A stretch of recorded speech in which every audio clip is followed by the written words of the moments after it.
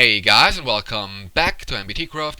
My name is Escore, and because this is education on Minecraft, I'm going to show you step by step how I have done the Chicken Mayhem's map. First of all, I have given myself a barrier block with this command right here, and this will hinder you to flick the lever when you are up here and ruin the game somehow. But if you're able to flick the lever, if you're down here, also if you step down here, you will have your team set to blue, and if you flick the lever, you can't jump anymore, and this area will be filled with yellow glass. And this is caused by these command blocks right here, which give you a jump boost effect of 150. Set or fill this area with glass, and also teleport players that are on this location into the area right here. And if you flick it back up again, then this torch will turn on again because it's off when you flick it the first time. And this will then remove the jump boost effect and set this area to air again. And this is on both sides. If you press this button right here, this text pops up, and that is because of these two command blocks. Where the first command block is a Telra command that tells you switch to game mode 1, and it is clickable, so it's a click event, which has a command inside that is game mode 1 at P, and at P is always the player that executes the command. So if I now do the click and another player is closer to the command block, it's still me, because that is how Telra command works.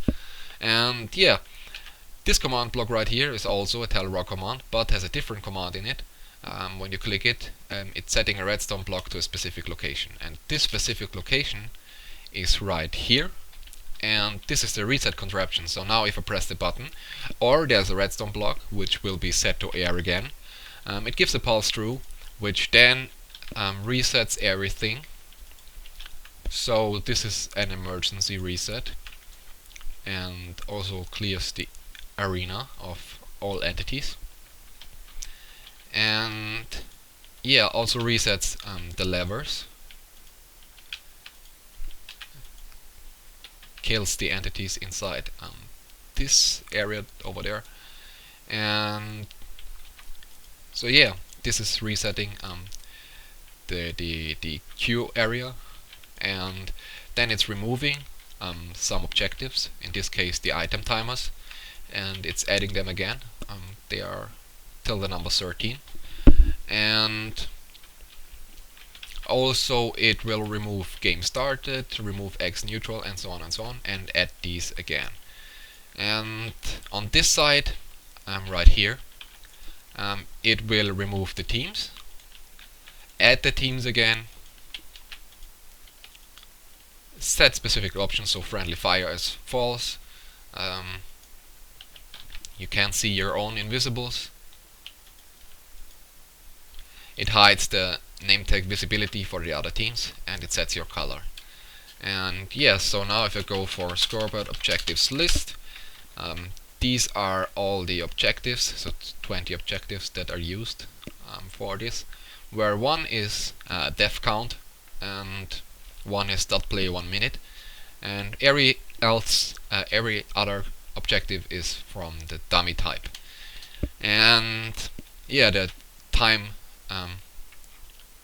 play 1 minute thingy right here is time online, and that is used right here for the when you spawn right here. So you spawn the very first time somewhere in these cobwebs where one is missing. And so if you spawn right here, your online time will be below 20, and that's why PID will be set to 0.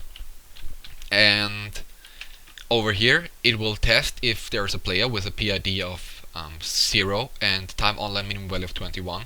So this command block and this command block do not interfere with each other. If that is true, then this torch will turn off, and if this here is false, so it's not currently in progress giving a player an ID, this will turn off. That will let a pulse through, which will then set PID in progress for a player that has the specific tags. 2-1. So now this is true, and this will turn off, so there's only one pulse through. This will add 1 to PID used. PID used will be set as the player's PID, because this is a global player and always raising by 1. This is the exact same as the player ID, so the first player that joins will have a PID of 1, add 1, and the next player will have add 1 again, so now PID used for global player is 2, and the second player will have a PID of 2 because it's set to the PID used with the operation command. Then the player will have a jump boost effect of 255, so he will not take any fall damage. He will also receive saturation and instant health. Then he will be teleported to the location right over there and have its spawn point set, inventory cleared, and XP removed, so he's now level 0. And after that he will have his game mode set to 2, and then it will set PID in progress to 0 again. And so now the second player can have its ID given. And yeah, let's move on. Okay, so down here there is the command blocks that set the weather to always be clear. And yeah, when you jump into one of those rooms, then you will join the Team Red if you're not already inside Team Red, or you join Team White if you are between those two rooms, or you join Team Blue if you're in the blue room. And now if you have your team and you are inside the room, so there's Team Red inside the room and Team Blue inside the room, then this AND gate will turn on. And if you flicked both levers on the left side and on the right side, then this AND gate will turn on, and this will turn on. So this will set game starter to 1. And right here, this will set the block data of this command block to 0 again, so the success count, which resets the comparator, and also for this, also for this, and also for this command block. And when that is done, then game started is on, and this will cause this to be true, which then will fill stained glass to their area over there, which was already done with the other command blocks, but safe is safe. And okay, this is because I changed the game so often, and maybe you can remove that, but yeah, it does not destroy anything, so yeah, it's still in here. And after that, it will set game mode. Will set your game mode to 2. So maybe if you're currently in game mode 1, you will be game mode 2 again. And after that, it will clear the arena again with the kill command, and reset the item respawn timers again. So, but now it's not removing and adding them; it's setting for the global player to 0. So this is till item rest T13 again. And then it will clear all players, effect all players with a slowness effect, so they can't move, give all players instant health, spread the players inside the arena with this command right here, respecting the teams, so you can't spawn next to an enemy. And after that, it will then give you saturation and tell you that the game starts soon. So 5 seconds, 4 seconds, 3 seconds, and so on with the Telera command. And after that, so these have repeaters between them. And after that, it will tell you go, and give you a jump boost effect of 255 for 1000 seconds. So after 1000 seconds, the game will get a little bit harder. And this will make that you take no fall damage. And then it will also remove the slowness and give you a speed effect for 3 seconds. And after that, it will give you, if you're Team Blue, it will give you a blue egg, and if you are Team Red, it will give you a red egg, which has this data value.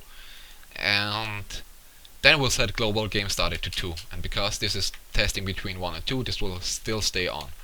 And when that is done, okay, I will go through that. How? Okay, when that is done, then this one over here will be activated. So this is turning off and causes these to turn on, which then will set a specific colored clay to the locations of the item spawnings. And yeah, so now they are blue again, and also it will set this block right here to air, and this down here will reset that. So there's a redstone block, and yeah, so now the hoppers can actually do their thing, and this is where the items will spawn.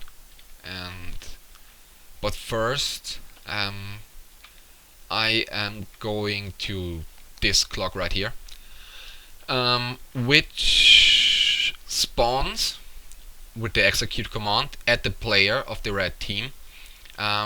If the player is inside the radius of 0 of a blue chicken, it will then summon a creeper with a fuse of 0, custom name of chicken, and custom name visible. And this is also for the blue team with red chickens. And yeah, it's just different team and the other color. And also it will clear the eggs, the feathers, and the chickens that drop from the chickens for the players. It will give the player always a saturation effect, so he can always sprint. And he will be cleared the eggs of the wrong team. So a blue player cannot have red eggs and a red player cannot have blue eggs. And also glass bottles will be removed because you have invisibility potions. And also on this clock, because these command blocks right here are not executed at the same time but after each other. First of all, an objective called X neutral will be set to 0. And if you then have a neutral X which have a data value of 0, yeah, but it's not right here. It's only the name. If you have an item with the name neutral, then your score word will be set to 1. And after that, if now it is 1, it will remove an egg with the display name of neutral and the data value of 0 of your inventory, and then give a blue team player a blue egg and a red team player a red egg. And that's how you get eggs from picking up the neutral eggs, which is pretty cool. Yeah, and then, okay, let's go to the winning mechanics. I'm going to do a little cut. Right here, you will join Team White if died is 1, because died is a type death count which will increase automatically if you die. So if you die, you will automatically join Team White, so now you're not Team Blue or Red anymore. And if you are Team White and your died score is 1, then it will be set to 0 again. And over here, I'm right here, it tests if the game is started, game started 2. And if that is true, the block data will be set to 0, so the success count. Again, so every time the game is running, there will be a pass-through, because this will reset it again, and then after there's another tick, it will be set again. And here you will also join Team White if your score died is 1. And this is how the game determines the winners. Here it tests for if there is a member of the blue team inside the arena, and here it tests if there is a member of the red team inside the arena. And because this is a negation, this means if there is no player of the blue team inside the arena but a player of the red team inside the arena. And if that is true, then this torch will turn on and set game started to 0, so now there's no other pulse through that, and then kill the team red players, because the reds are still alive and the blues are not. And after that, it will tell a text Team Red 1, set the success count to 0 of that one and to 0 of that one, and same is for the other team, but of course here it will kill the blue team and so on. And right here, because this here tests for a red player and this here tests for a blue player, if this is true, this or one of those is true, because this is an OR gate. This here will be off, and if both are false, then this will turn on and tell set game started to 0 and tell yeah, it's a draw game. And all of these command blocks right here lead into these command blocks, and these command blocks here will affect all players with the jump boost effect of 0, so it will be taken from them. Then it will kill all entities inside the arena, and it will reset the levers and so on inside this room, and tell you to visit my channel. Yeah, so that's how it determines the winners. It's quite easy, quite simple. And yeah, because now let's actually switch to the items first. Yeah, so now if because there's always a pulse, because this is a repeater, if there is an item on a specific location, so this is the center location, so this is the super cool, awesome item in the center of the arena. If there is an item that is riding a Wither Skull, and this way I'm determining if there is an item, yeah. So if it's, this can't be an item that you toss by pressing Q, it has to be a summoned item because it's riding a Wither Skull. And if this is true, then it will set it to clay 4, which is the golden one. And if it is false, this will turn on again and set it to the blue clay again, and also teleport all Wither Skulls into the void and kill them. And yeah, so it is false now. That's why this is on, which means that this torch here is off, which allows this hopper clock to run if these command blocks over here set it to air first when the game started, which will then cause item rest T1, which goes till 13 again, so this is 2, to increase by 1 for a global player. And if it is 100, at least 100, because if you put no second number right here, it will go to the maximum number. If it is at least 100 for the global player, then this will turn on, and then go to the dispenser randomizer. And there are 3 special items inside here, which were set up with a block data command onto the dispenser, and they are basically